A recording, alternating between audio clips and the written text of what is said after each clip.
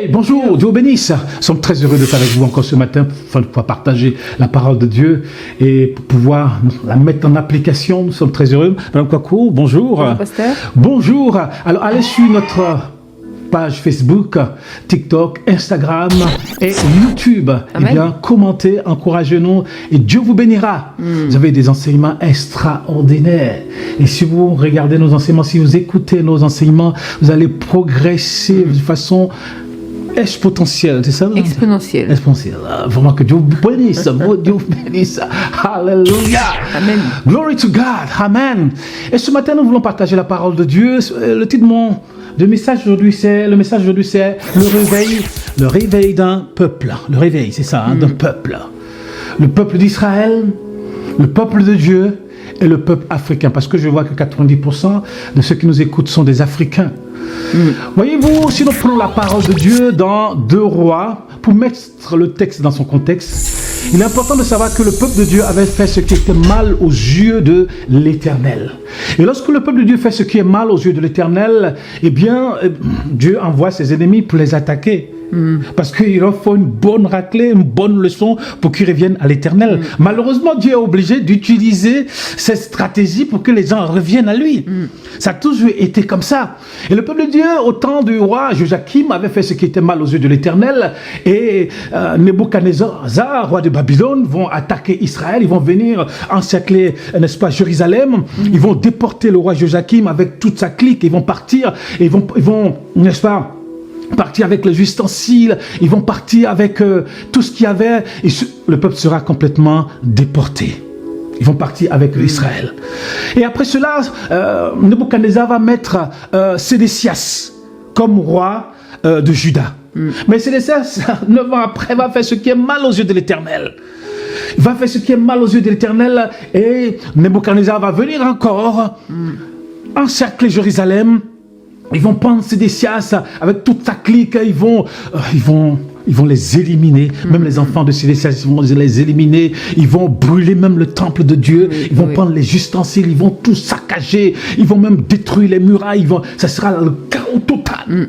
Le chaos total. Ils vont tout brûler, ils vont laisser seulement que des gens, des vignerons et des paysans là, ils vont déporter tout le monde. Ils vont tout démolir. Les murs de Jérusalem seront détruit, voyez-vous. Et cela nous amène à penser aussi spirituellement, n'est-ce pas, à nous qui étions dans le monde avant.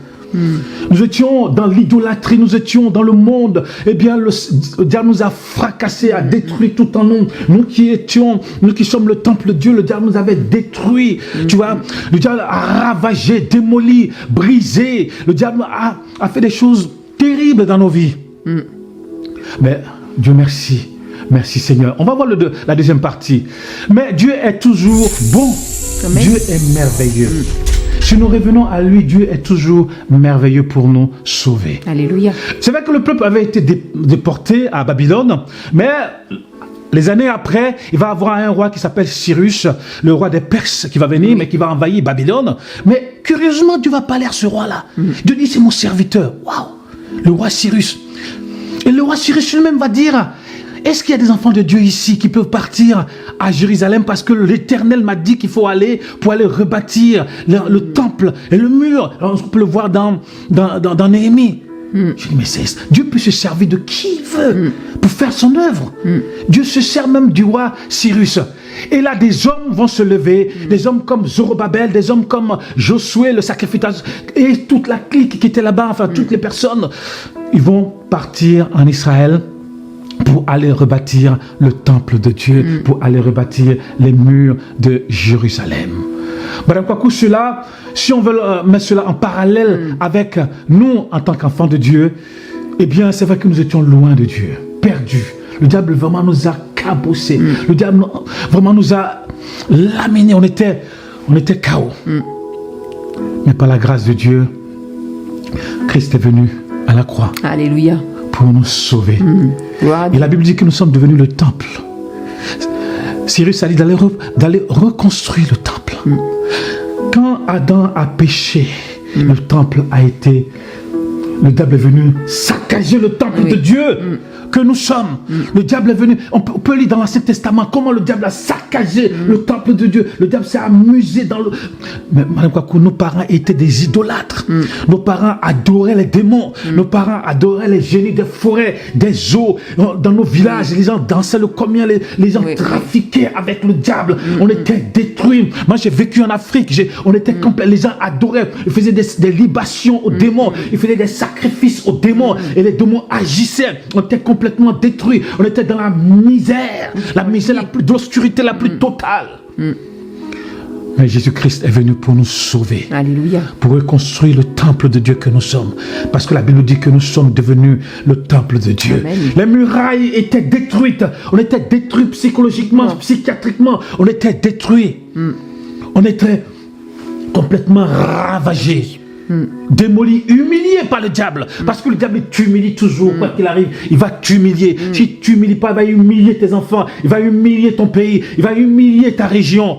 Dans ma région, personne ne réussissait, Madame Kwaku. Quand on allait à l'école, les gens étaient bloqués.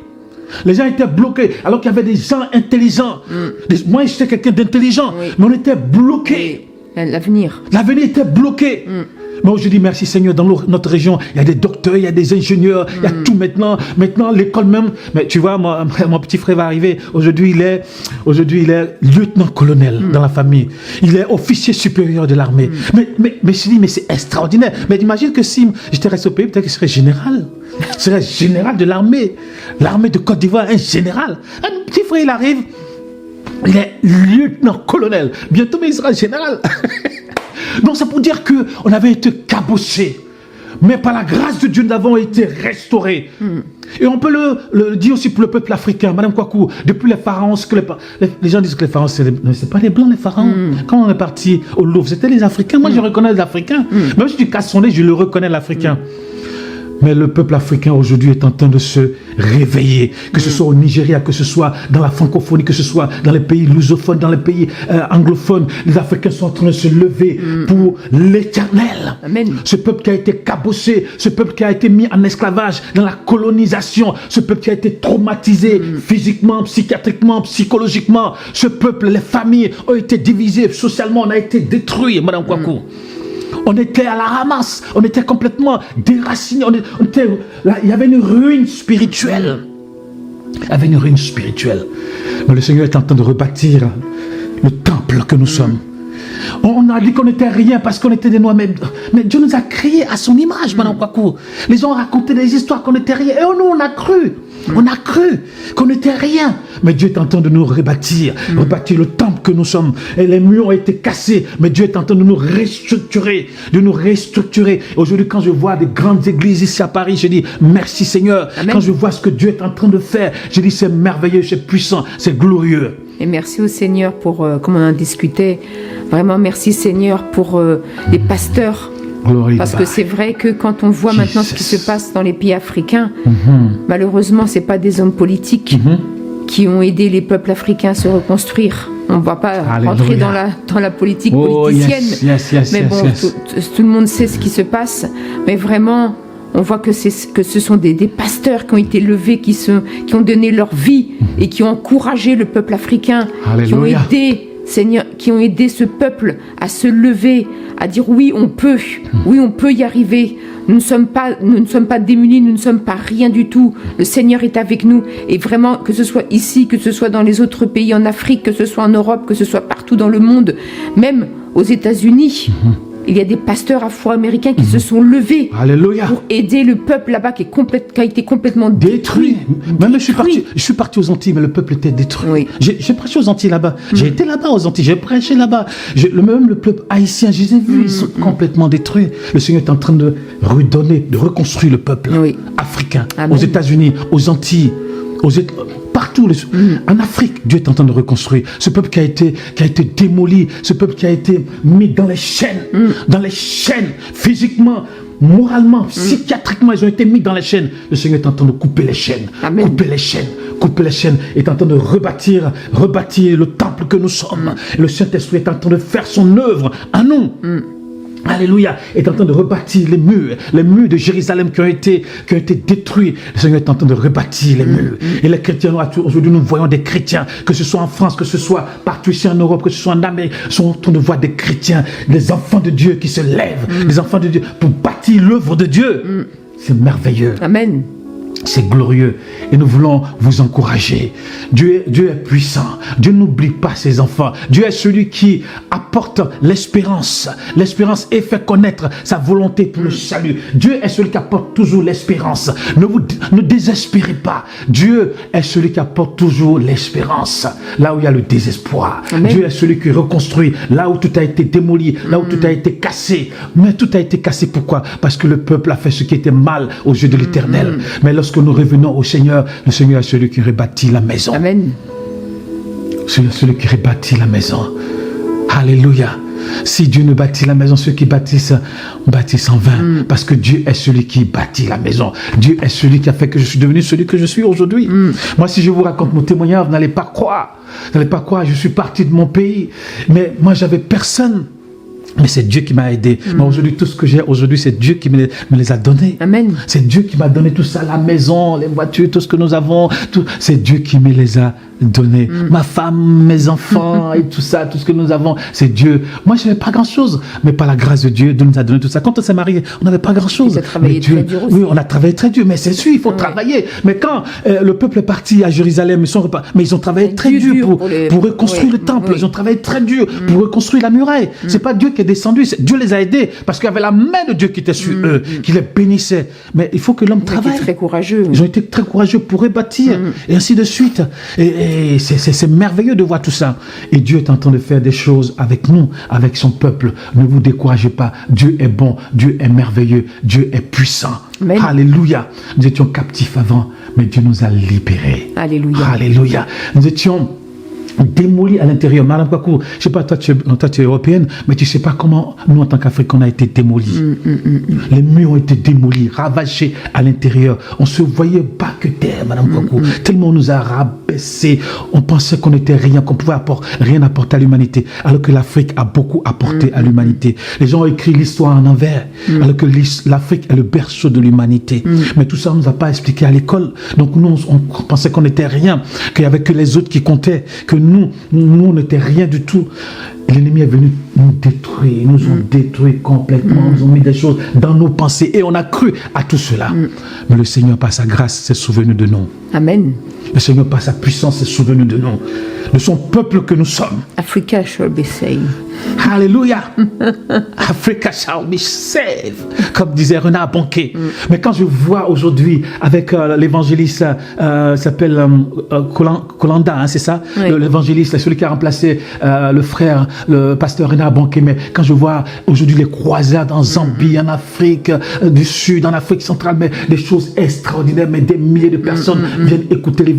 Au Nigeria, des milliers de personnes viennent écouter l'évangile et se donnent au Seigneur. On voit des millions de personnes même, ils se donnent au Seigneur, on voit des guérisons, on voit des choses extraordinaires. Le peuple africain est en train de se tourner vers Dieu. Et quand un peuple se tourne vers Dieu, eh bien Dieu est celui qui va susciter des hommes comme Zorobabel, comme Josué, n'est-ce pas, pour bâtir. Et lorsque le peuple comme Esdras et Néhémie. Esdras et Néhémie, exactement. Oui. Mais c'est extraordinaire. Vraiment que Dieu vous bénisse. Amen. Que Dieu vraiment vous bénisse. Vraiment, Dieu, maintenant, s'est souvenu du peuple que nous sommes. Amen. Du peuple chrétien que nous sommes et du peuple africain. Parce qu'il y a beaucoup d'Africains qui nous écoutent. Dieu veut faire quelque chose avec vous. Amen. Vous avez de la valeur devant le Seigneur. C'est vrai que les familles, quand tu vas aux Antilles, les familles sont brisées, Madame Kwaku. Les familles sont brisées. Quand tu vas aux États-Unis, moi j'ai vu les Black Americans. Parce que moi j'étais là-bas, moi j'étais à Miami. Donc j'ai vu que. Mais ils sont brisés. Les femmes se retrouvent avec des enfants. Les hommes ne sont pas là. Les hommes font des enfants comme ça, mais ils disparaissent. Les femmes restent toutes seules à éduquer les enfants. Mais comment on peut éduquer? On peut avoir une famille comme ça. Comment les enfants peuvent grandir comme ça et être solides dans la tête et se battre dans la société? Mais une société qui les a rabaissés, une société qui était raciste. Hein? Mais Dieu est celui qui s'est souvenu de son peuple. Amen. Avant, on adorait les forêts, on adorait les rivières, on adorait les fleuves, on adorait le bois, on adorait les montagnes, on adorait tout cela. Mais aujourd'hui, on dit non, cela ne nous a rien apporté. Que du malheur. Cela ne nous apporte que des malheurs, Madame Kwaku. Et aujourd'hui, on se tourne vers Dieu. Moi, dans ma famille, on n'a jamais... Enfin, je veux dire, moi, quand je suis arrivé, ma famille adorait déjà le Seigneur. Amen. Adorait déjà. Donc, moi, je n'ai pas connu tout ce qui est sorcellerie, je n'ai pas connu tout ce qui est machin. Dans ma famille, mon arrière-grand-mère, déjà, on allait à l'église. Ma grand-mère, on allait à l'église. Donc, moi, j'ai baigné dans l'église. Mais autour de moi, parce que j'ai vécu aussi dans un village, autour de moi, il y a des gens qui adoraient. Et moi, j'ai vu quand j'étais petit, il y a des gens qui adoraient les bois, qui adoraient les montagnes, qui adoraient les rivières. Ils faisaient des incantations, ils tuaient les animaux, et puis ils avaient des statuettes, et ils mettaient le sang, et les démons venaient, et ils dansaient les gris-gris et tout ça. Moi, j'ai vu tout ça. Mais nous, on allait à l'église. On allait à l'église, tu vois. Donc, Dieu est bon, Dieu est merveilleux. Dieu est celui qui n'oublie pas son peuple. Si nous revenons à lui, le réveil d'un peuple, le peuple d'Israël, le réveil des chrétiens et le réveil du peuple africain. Dieu est bon et Dieu s'est souvenu de nous. Alléluia. Que Dieu se souvienne de la France. Dans ton pays. Que Dieu se souvienne de l'Europe. L'Europe où est parti le réveil. Le réveil en Suisse, le réveil en Angleterre, dans tous ces pays, les États-Unis, où il y a eu le réveil puissant, où on a eu des hommes comme Maurice Oilo, Osborne, des hommes comme Oral Roberts, Billy Graham, d'autres personnes aussi qui... Aujourd'hui, tu arrives aux États-Unis, beaucoup de gens veulent plus croire en Dieu, mais la chicotte va arriver, c'est ça le problème. Ils ne se rendent même pas compte que la chicotte va arriver s'ils ne se tournent pas vers le Seigneur. La chicotte risque d'arriver. C'est malheureux, mais c'est comme ça. Dieu est des fois obligé d'employer le grand moyen pour que le peuple revienne à lui. C'est ça. Donc vraiment que Dieu bénisse ses enfants. Nous sommes très heureux d'avoir partagé ces moments avec vous. Tu as quelque chose à dire, Madame Kwaku? C'était vraiment merci Seigneur pour ce message. Glory to et que God. Vraiment ce message puisse vraiment vous aider, vous consoler. On n'a pas lu la parole de Dieu. Est-ce qu'on peut lire un peu Esdras? Esdras, on n'a pas lu? Esdras, Esdras 1, chapitre 1, verset 5. C'est ça, 1, 5. La première année de Cyrus, roi de Perse, afin que s'accomplisse la parole de l'Éternel prononcée par la bouche de Jérémie. Amen. L'Éternel réveilla l'esprit de Cyrus, roi de Perse, qui fit faire de vive voix et par écrit cette publication dans son royaume. Ainsi parle Cyrus, roi des Perses, l'Éternel, le Dieu des cieux, m'a donné tous les royaumes de la terre. Il m'a commandé de lui bâtir une maison à Jérusalem en Juda. Alléluia. Qui d'entre vous est de son peuple? Que son Dieu soit avec lui et qu'il monte à Jérusalem en Juda et bâtisse la maison de l'Éternel, le Dieu d'Israël. Amen. C'est le Dieu qui est à Jérusalem. Amen. Dans tout lieu séjournent des restes du peuple de l'Éternel, les gens du lieu leur donneront de l'argent, de l'or, des effets et du bétail avec des offrandes volontaires pour la maison de Dieu qui est à Jérusalem. Jesus name. Amen. Amen. Vraiment que Dieu vous bénisse. Et vous avez vu, Dieu est celui qui fait des choses extraordinaires. Cyrus, qui n'est même pas juif, il n'est même pas juif, c'est un Perse. C'était les Iraniens. Parce que les Perses, c'est les Iraniens, les Mèdes, c'est les Babyloniens, tu vois. Mais Cyrus, un Iranien, il se lève, il dit, l'Éternel m'a parlé. Et l'Éternel a dit d'aller bâtir sa maison. C'est-à-dire que Dieu peut se servir de qui il veut. Dieu peut se servir de qui il veut. Il ne faut pas dire, moi je suis rien. Dieu peut se servir de toi, mon frère. Dieu peut se servir de toi, ma soeur. Alors ne désespère pas. Dieu est bon. Amen. Que la main de Dieu soit sur vous. Au nom puissant de Jésus. Amen. Alléluia. Merci, Mme Kwaku. Merci, pasteur. Amen.